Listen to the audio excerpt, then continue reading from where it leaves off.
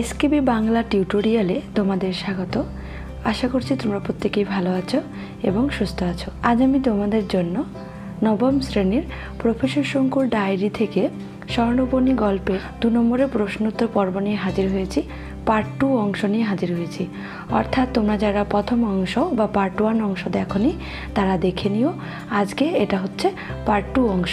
এই প্রশ্নগুলো বিশেষ করে যারা বাংলা বিষয়ে এসএসসি এক্সাম দেবে তাদের জন্য খুবই গুরুত্বপূর্ণ, এবং যারা ক্লাস 9 অর্থাৎ নবম শ্রেণীতে পড়ো তাদের জন্যও খুবই গুরুত্বপূর্ণ। চলো তাহলে দেরি না করে সেই প্রশ্নোত্তরগুলো দেখি। আজকের 1 নম্বর প্রশ্ন, ইহুদিদের সম্পর্কে হিটলারের ধারণা কী ছিল? উত্তর, হিটলারের ধারণা ইহুদিরা বহুদিন থেকে জার্মানির নানা রকম ক্ষতি করে আসছে, সুতরাং তাদের উৎখাত না করলে জার্মানি তার পূর্ব গৌরব ফিরে পাবে না। হিটলারের মতে ইহুদিরা মানুষই নয়, আসল মানুষ হচ্ছে সেই সব জার্মান যাদের শিরায় 1 ফোঁটা ইহুদি রক্ত নেই। 2 নম্বর প্রশ্ন, হাইনরিখ স্টাইনার বিখ্যাত কেন ছিল? উত্তর, হাইনরিখ স্টাইনার বিখ্যাত ছিল কারণ তিনি বেদ উপনিষদ নতুন করে জার্মান ভাষায় অনুবাদ করেছিলেন। 3 নম্বর প্রশ্ন, প্রফেসর শঙ্কু বক্তৃতা দিয়েছিল কোন হলে, সেখান থেকে কে কি জানতে পেরেছিল? উত্তর, প্রফেসর শঙ্কু বক্তৃতা দিয়েছিল ক্যাক্টন হলে। সেখান থেকে হাইনরিখ স্টাইনারের ছেলে নরবার্ট স্টাইনার ক্যাক্টন হল থেকে জানতে পেরেছিল যে প্রফেসর শঙ্কু হ্যামস্টেডে আছে। নরবার্ট স্টাইনার, এখানে স্টাইনার শব্দটি একসঙ্গে হবে।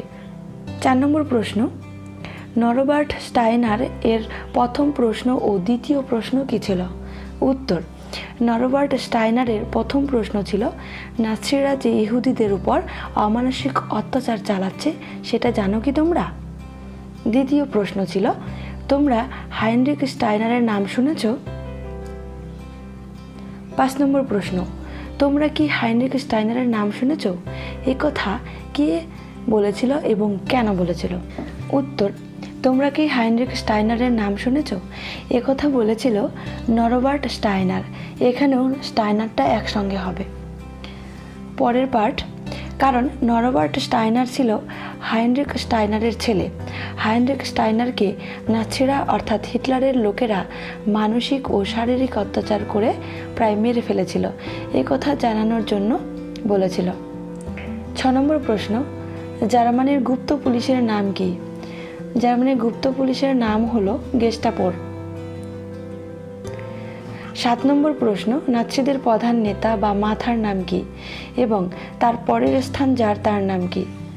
উত্তর, নাৎসিদের প্রধান নেতা বা মাথার নাম হলো হিটলার, আর হিটলারের পরেই যার স্থান রয়েছে তার নাম হলো হেরম্যান গোয়েরিং। আচ্ছা, এখানে একটা কথা বলে রাখি যে তোমাদের জন্য যে কিছু শব্দ রয়েছে যেটা আমাদের অনেকের ক্ষেত্রে কি হয়, মানে লিখতে গিয়েও স্পেলিং মিস্টেক হয়ে যায়, অর্থাৎ বানান ভুল হয়, এবং বলতে গিয়েও সেটা সঠিক উচ্চারণ হয় না। এক্ষেত্রে তোমরা একটু দেখে নেবে আর ক্ষমার দৃষ্টিতে দেখবে। 8 নম্বর প্রশ্ন, হাইল হিটলার মানে কি? কথা কারা বলে?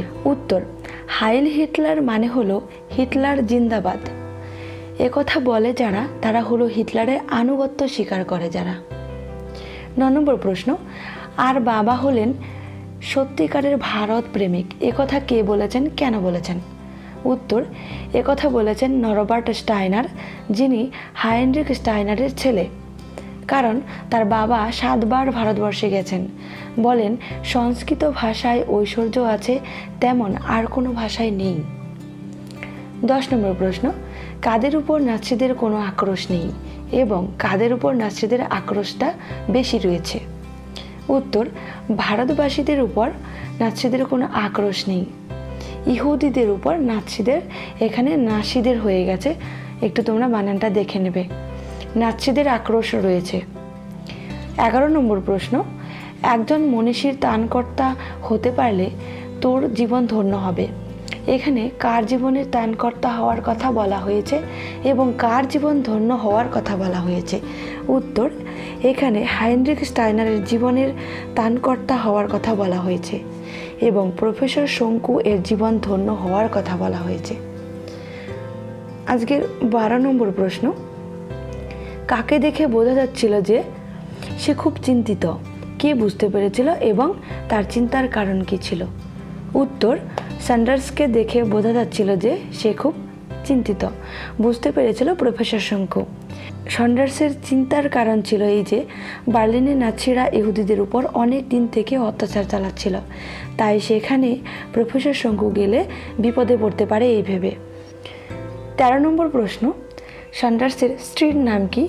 তিনি কোন পত্রিকার জন্য কি লিখছিল? উত্তর, স্যান্ডার্সের স্ত্রীর নাম ক্লারা। স্যান্ডার্স জীবতত্ত্ব বিষয়ক পত্রিকার জন্য একটি প্রবন্ধ লিখছিল। 14 নম্বর প্রশ্ন, কার প্রতি প্রফেসর শঙ্কুর শ্রদ্ধার ভাব থাকাটা স্বাভাবিক ছিল এবং কেন? উত্তর, হাইনরিখ স্টাইনারের প্রতি প্রফেসর শঙ্কুর শ্রদ্ধার ভাব থাকাটা স্বাভাবিক ছিল, কারণ হাইনরিখ স্টাইনার ছিলেন একজন বলতে গেলে ভারতীয় বংশোদ্ভূত এবং একজন নামকরা বিশেষজ্ঞ, যিনি সংস্কৃত বেদ উপনিষদকে জার্মানির ভাষায় অনুবাদ করেছিলেন। 5 নম্বর প্রশ্ন, বাইবেলে কি বলা ছিল? উত্তর, বাইবেলে বলা ছিল এক গালে চড় খেলে অন্য গাল এগিয়ে দাও।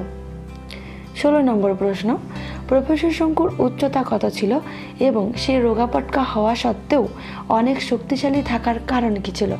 উত্তর, প্রফেসর শঙ্কুর উচ্চতা ছিল 5 ফুট 7 ইঞ্চি। সে রোগাপটকা হওয়া সত্ত্বেও অনেক শক্তিশালী থাকার কারণ ছিল তার বাবা, ছোট থেকে পুষ্টিকর খাবার খাওয়ানো, নিয়মিত ব্যায়াম করা ইত্যাদি। 17 নম্বর প্রশ্ন, এয়ারোড্রোম কি? উত্তর, তখনকার দিনে এয়ারপোর্ট কথাটা চালু ছিল না, এয়ারপোর্টকেই বলা হতো এয়ারোড্রোম। 18 নম্বর প্রশ্ন, পৃথিবীর তৃতীয় বৃহত্তম শহরের নাম কি? উত্তর, পৃথিবীর তৃতীয় বৃহত্তম শহরের নাম হলো বার্লিন। 19 নম্বর প্রশ্ন, নরবার্ট স্টাইনারের বাড়িতে কে কে থাকতো? উত্তর, নরবার্ট স্টাইনারের বাড়িতে থাকতো নরবার্ট এবং তার বাবা হাইনরিখ স্টাইনার ও তার বোন লেনি। 20 নম্বর প্রশ্ন, আলহাইল মিটেল বড়ি একটা দাও দয়া করে আমাকে, কে কাকে কথাটি বলেছিল? উত্তর, আলহাইল মিটেল বড়ি একটা দাও দয়া করে আমাকে, এই কথাটি ফ্রয়লাইন ফিটসনার বলেছিল প্রফেসর শঙ্কুকে। 21 নম্বর প্রশ্ন, তিলকেশ্বর বলতে কি বোঝায়? উত্তর, বিষ্ণু, শিব এবং সূর্যকে বোঝায়, অর্থাৎ এই তিলকেশ্বর এর মধ্যে বিষ্ণু, শিব এবং সূর্য এই 3টি নামই লুকিয়ে রয়েছে বা বোঝায়। 22 নম্বর প্রশ্ন, প্রফেসর শঙ্কুকে নাৎসিরা কার আদেশে কোথায় নিয়ে গিয়েছিল? উত্তর, প্রফেসর শঙ্কুকে নাৎসিরা ব্ল্যাক শার্টের আদেশে ক্যারেন হলে নিয়ে গিয়েছিল। 23 নম্বর, ইহুদিদের সম্পর্কে গোরিং যে 5টি বিশেষণ করেছিল তার নামগুলি কি কি? উত্তর, ইহুদিদের সম্পর্কে গোরিং যে 5টি বিশেষণ করেছিল সেগুলি হলো অসভ্য, হীন, লোভী, ধূর্ত এবং বিবেকহীন। 24 নম্বর প্রশ্ন, মিরাকিউরল নামক ওষুধের দ্বারা এর আগে কি কি রোগ সেরেছে প্রফেসর শঙ্কুকে জিজ্ঞাসা করেছিল গোরিং? উত্তর, ক্যান্সার, যক্ষা, উদরী, হাঁপানি, ডায়াবেটিস, এই রোগগুলি এখানে সেরেছে প্রফেসর শঙ্কু গোরিংকে বলেছিল। 25 নম্বর প্রশ্ন, সবচেয়ে খারাপ লাগছিল প্রফেসর শঙ্কুর কোন বিষয়টাতে এবং কেন? উত্তর, সবচেয়ে খারাপ লাগছিল প্রফেসর শঙ্কুর নাৎসিরা যদি মিরাকিউরলের অজ্ঞাত উপাদানকে চিনে ফেলে, কারণ প্রফেসর শঙ্কু নাৎসিদের মোটেই পছন্দ করতেন না। নাৎসিরা যে ইহুদিদের উপর মানসিক ও শারীরিক অত্যাচার করছিল সেটাও প্রফেসর শঙ্কু মন থেকে মেনে নিতে পারেননি। 26 নম্বর প্রশ্ন, প্রফেসর শঙ্কু ফরাসি ও জার্মানি ভাষা কিভাবে শিখেছিল? উত্তর, লিঙ্গুয়াফোন রেকর্ড করে গ্রামোফোনে বাজিয়ে বাজিয়ে প্রফেসর শঙ্কু ফরাসি ও জার্মান ভাষা শিখেছিল। 27 নম্বর প্রশ্ন, একজন ইহুদি বৈজ্ঞানিক আমার আরাধ্য দেবতা, এই কথাটি কে বলেছিল এবং তার আরাধ্য দেবতার নাম কি? এখানে রাতের হয়ে গেছে, বানানটি ভুল হয়েছে, আরাধ্য দেবতার নাম কি হবে? উত্তর, একজন ইহুদি বৈজ্ঞানিক আমার আরাধ্য দেবতা, এই কথাটি বলেছিল প্রফেসর শঙ্কু নিজে। তার আরাধ্য দেবতার নাম ছিল আলবার্ট আইনস্টাইন। 28 নম্বর প্রশ্ন, 200 বছর ধরে যে জাত পরাধীন হয়ে আছে তাদেরই একজনের এত বড় আস্পর্ধা, এ কথাটি কি কার উদ্দেশ্যে বলেছিল? উত্তর, গোরিং বলেছিল প্রফেসর শঙ্কুর উদ্দেশ্যে। 29 নম্বর প্রশ্ন, মনের মধ্যে দুটো বিপরীতভাবে দ্বন্দ্ব চলছে, এখানে কার কথা বলা হয়েছে এবং সেই বিপরীতভাবে দ্বন্দ্বের উল্লেখ করো। উত্তর, এখানে প্রফেসর শঙ্কুর কথা বলা হয়েছে। প্রফেসর শঙ্কুর মনের মধ্যে যে বিপরীতভাবে দ্বন্দ্ব চলছিল তার মধ্যে একটা হলো অন্তত একটা ইহুদি পরিবারকে নাৎসি নির্যাতনের হাত থেকে রক্ষা করতে পেরেছি বলে যেমনই আনন্দ হচ্ছে, আর দ্বিতীয়টি হলো তেমনই অভক্তি হচ্ছে ভেবে যে আমার ওষুধের ফলে দুটি নরপিচাস ব্যারামের হাত থেকে রেহাই পেল।